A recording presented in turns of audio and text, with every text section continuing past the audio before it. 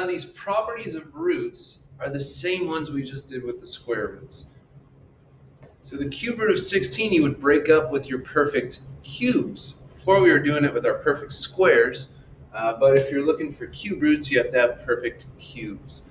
Same thing with division, and remember you can never have radicals in your denominator, so we're going to have to rationalize if that happens.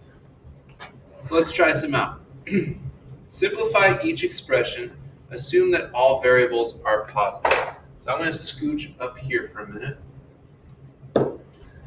Now, when you are dealing with cube roots, again, you see the same numbers all the time.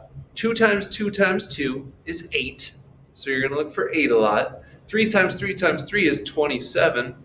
4 times 4 times 4 is 64.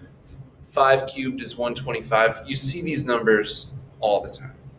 So looking at 27x to the 6th, the cube root of 27 would just be 3.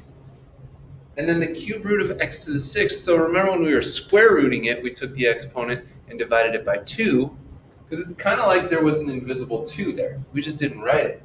But now that we're looking for a cube root, we're going to take the exponent and divide it by 3. So 6 divided by 3 is 2. So we'd have 3x to the 2nd power.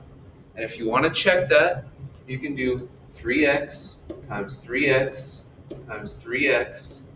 3 times 3 times 3 is 27. Oh, sorry, x squared. And x squared times x squared times x squared would get you x to the 6th. Sorry about that confusion there. All right, now for b, cube root of x to the 3rd over 7. So we can split this into cube root of x to the 3rd up top, cube root of 7 on the bottom.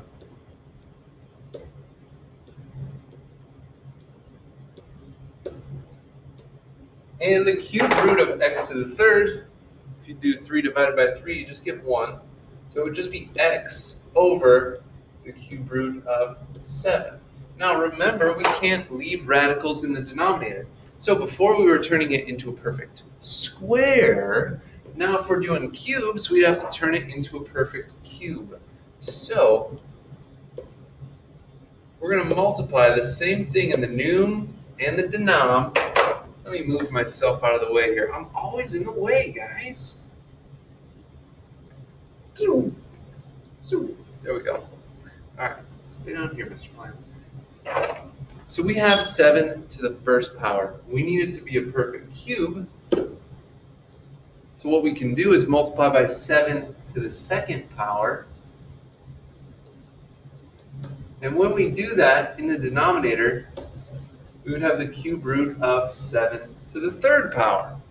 Great! And the cube root of 7 to the 3rd power would just be 7. We still got to mess with the numerator, though. So we have x times the cube root of 7 squared. Now what is 7 squared? Yes, 49. So the x was on the outside. And then we have the cube root of 49. Now 49 does not have any perfect cubes in it, except for 1. So we can just leave it. That'll be in our final answer. X cube root of 49 over 7. Remember, you can have roots in the numerator, but not the denominator. So that's the toughest part of this, the rationalizing denominators, just as it was with the square roots. So how about this? Pick 2 of these, try them out.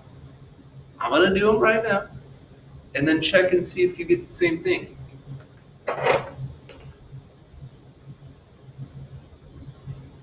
Fourth root of 16 is just 2. Fourth root of x to the 4th is just x. So that would be it. X. Fourth root of x to the 8th would be x squared. Fourth root of 3. So we have 3 to the 1st power. We need 3 to the 4th.